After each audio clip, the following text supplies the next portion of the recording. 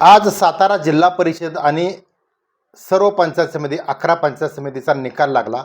मी आत्ता विश्लेषण करणार आहे. थोडक्यात विश्लेषण ते म्हणजे सातारा जिल्हा परिषद सध्या त्रिशंकी झालेले आहे. त्रिशंकू म्हणजे काय तर आत्तापर्यंत सगळ्या जे मीडियातून आणि जे काय राजकीय जाणकार होते त्यांना असं वाटत होतं की भारतीय जनता पार्टी 35पेक्षा जास्त जागा जिंकेल. मात्र सर्वांच्या अपेक्षा ह्या फोल ठरलेल्या आहेत आणि हा निकाल म्हणजे सर्वच पक्षांना विचार करायला लावणारा निकाल आहे.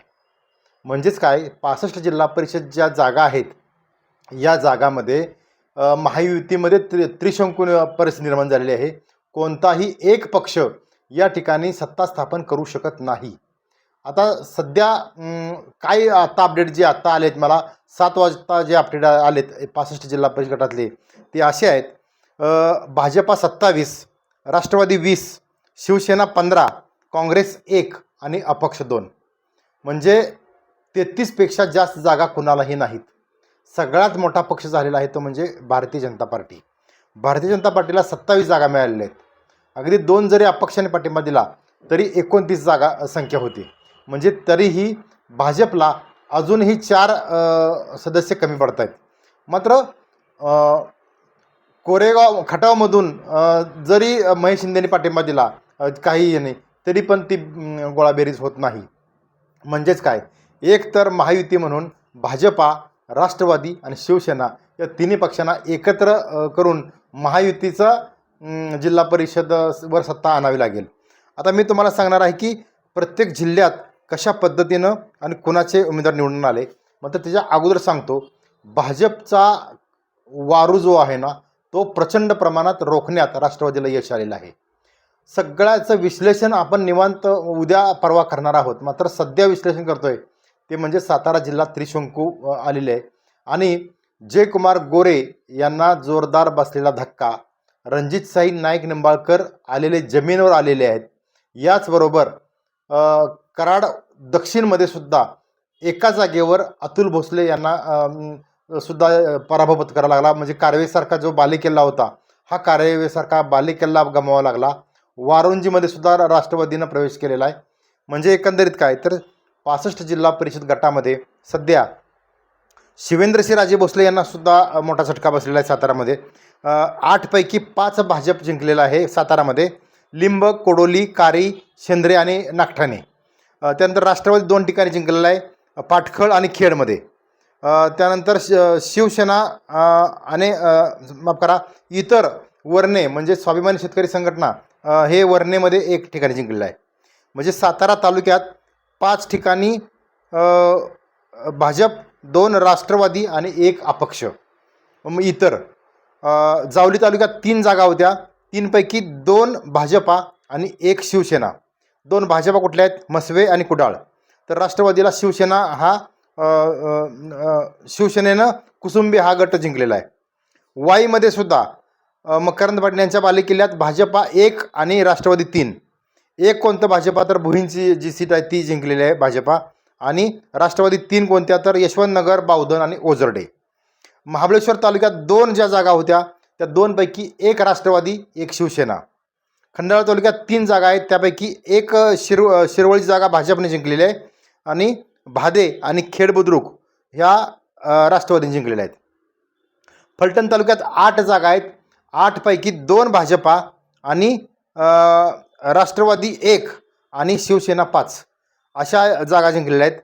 पैकी फलटण तालुक्यात वाठार, निंबाळकर आणि हिंगणगाव हे जिल्हा परिषद भाजपने जिंकलेलं आहे. तर राष्ट्रवादीने गुणवरे जो जिल्हा परिषद गटातून जिंकला आहे. तर शिवसेनेने कोळकी, बरड, विडणी, तरडगाव आणि साखरवाडी. आणि पुढं मान तालुक्यात 5 जागा आहेत जिथं जयकुमार गोरे यांचा हुकमी जो तालुका आहे इथं सुद्धा जयकुमार गोरे यांना झटका बसलेला आहे जोरदार. या ठिकाणी 5 पैकी फक्त 2 जागा जयकुमार गोरे जिंकू शकले आहेत.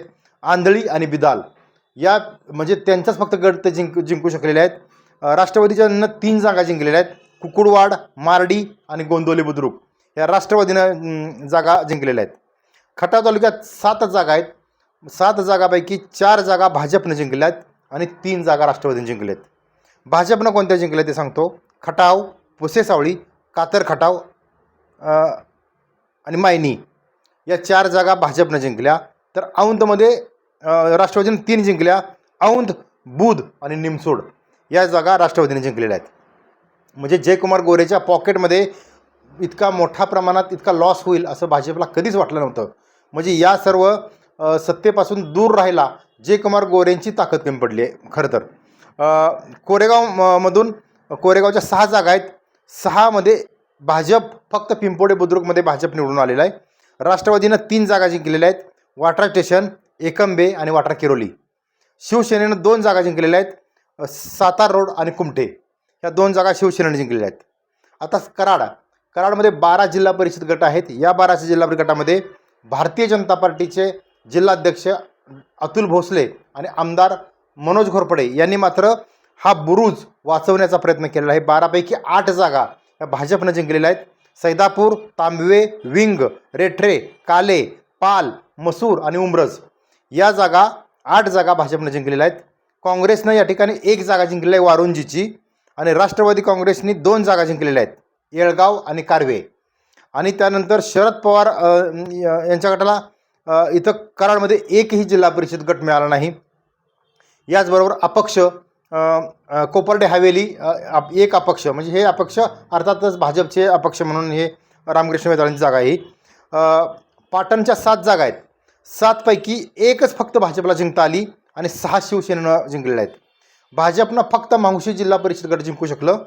शिवसेनेला हेळवाक, तांबवे, मुंद्रुळकोळे, तारळे, मल्हारपेठ, नाटोशी या सर्व जागा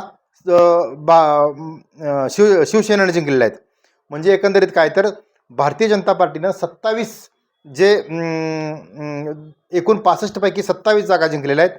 राष्ट्रवादीनं 20, शिवसेनेनं 15, काँग्रेसनं 1 आणि अपक्ष 2 अशा पद्धतीनं सातारा जिल्ह्याची वाटचाल ही त्रिशंकूकडं आता निघालेली आहे.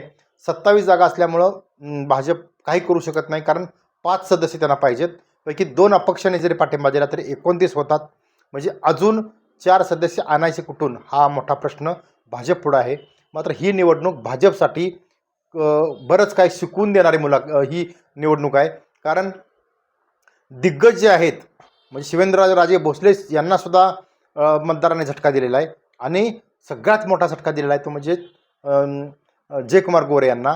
जयकुमार गोरे यांचे चुलत बंधू अरुण गोरे आणि दुसरे त्यांची भाऊजाई औंध जिल्हा परिषद गटातून सुद्धा पराभूत झालेले आहेत. म्हणजे जयकुमार गोरे यांचा वारू राष्ट्रवादीनं रोखलेला आहे. आगामी काळामध्ये राष्ट्रवादी काँग्रेस हा सातारा जिल्ह्यात वाढतानाचा पक्ष दिसेल एवढं मात्र नक्की. पाहत रहा यशवंत नगरी न्यूज.